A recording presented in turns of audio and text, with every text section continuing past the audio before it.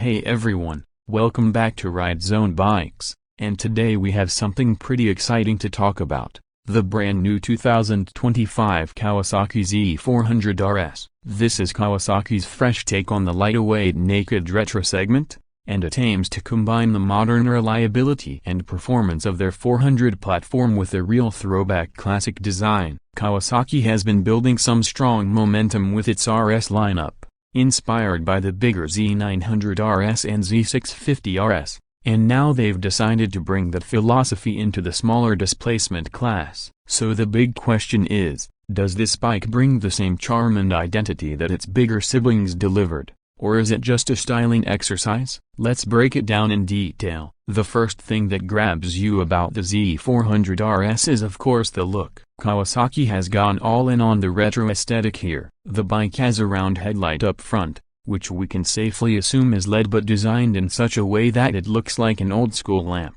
The tank is sculpted with simple, flowing lines and a slightly teardrop shape that feels instantly classic. The seat is more or less flat, with subtle ribbing that gives it a vintage feel, and the tail section is short and compact with a clean finish. You can expect to see some great paint schemes as well, because Kawasaki usually pays close attention to the color and graphic story on their RS bikes. Think of retro racing green with stripes, metallic silver with pinstripes, or maybe even a classic black and gold treatment. Even the side covers and minimal bodywork add to the vintage roadster vibe, yet it still comes across as modern because the detailing is sharp, the lighting is LED, and the build quality is contemporary. This is a bike that looks like it has rolled straight out of the 70s but behaves like it's from the 21st century. Underneath that stylish skin, you'll find the heart of the machine, which is based on Kawasaki's proven 400 platform. That means a liquid-cooled parallel twin engine around 399 cubic centimeters,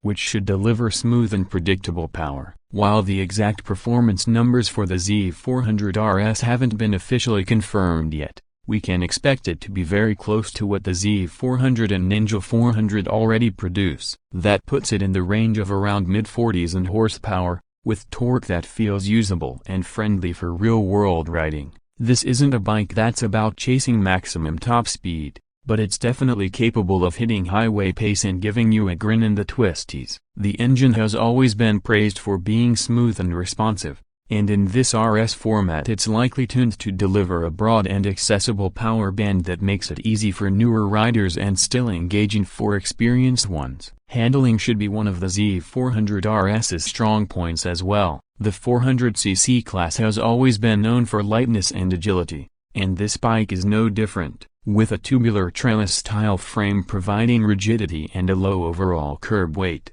You can expect the bike to feel nimble in traffic and flickable in corners. Suspension will likely be straightforward but effective, a conventional fork at the front and a monoshock at the rear, probably without too many adjustability options but tuned for a balance of comfort and stability. The brakes will feature discs at both ends with ABS as standard, which is mandatory these days, and you'll probably see a single front disc setup, which is more than enough given the bike's weight and power. All of this adds up to a machine that should be very friendly in city commuting, confidence-inspiring on a weekend ride, and comfortable enough for longer journeys without being overly soft or wobbly. Ergonomics are worth mentioning too, because Kawasaki has positioned this bike for daily usability. The rider triangle is upright and neutral, with handlebars that come back just enough to make it easy on the wrists, foot pegs that are not too rear set, and a seat height that should be approachable for a wide range of riders. This is not a super aggressive crouched position like the Ninja 400,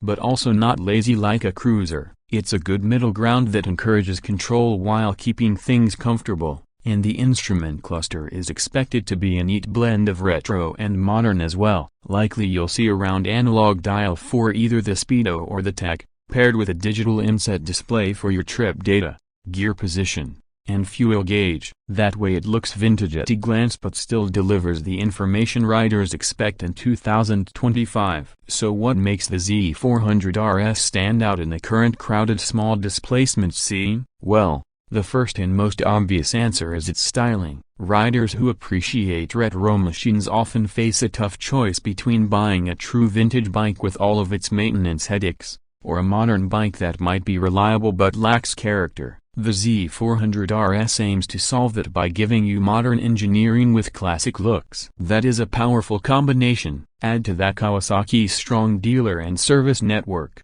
the reputation of the 400cc twin engine, and you already have a recipe for success. The second big point is accessibility. A 400cc bike sits right in the sweet spot. It's small enough to be unintimidating for newer riders, yet powerful and fun enough that experienced riders won't get bored right away. And third is customization potential. Because of its exposed frame and minimalist styling, this bike is begging to be modified with copyright tracer parts, different seats, maybe even aftermarket exhausts or retro accessories. Kawasaki knows their audience here, and this is the kind of platform that invites owners to make it their own. Of course, no bike is perfect, and there are a few potential drawbacks. One is that if Kawasaki goes too far with retro authenticity, the suspension could end up being on the softer side, which may disappoint riders who want sharper handling. Another is pricing. Because this is essentially a styled-up variant of the Z400,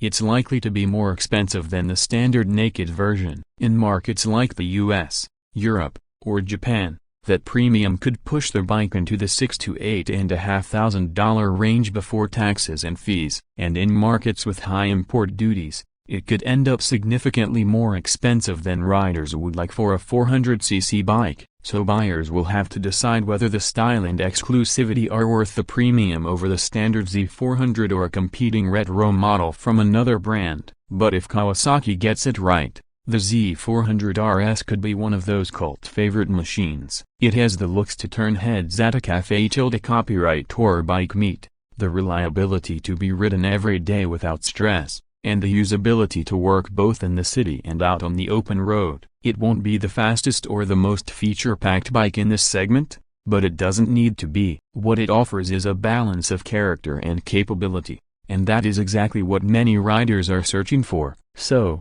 to wrap it up, the 2025 Kawasaki Z400RS is more than just a smaller sibling to the Z900RS. It's a gateway into the neo-retro Kawasaki family for riders who want approachable performance and timeless style. Expect smooth and friendly power from the 400cc twin, light and agile handling from its chassis, retro-inspired design that looks fantastic without feeling old, and a price that places it slightly above the standard Z400 but still within reach for many enthusiasts. The key selling points here are the aesthetics, the modern reliability, the comfortable ergonomics, and the sheer charm of a retro that you can actually ride every day. Whether you're a new rider looking for your first real bike, an experienced rider wanting a stylish daily, or just someone who loves Kawasaki's heritage, the Z400RS is definitely worth keeping an eye on. That's it for today's full review here on Ride Zone Bikes. I'd love to hear what you think about Kawasaki's new retro twin. Would you pay extra for the RS styling,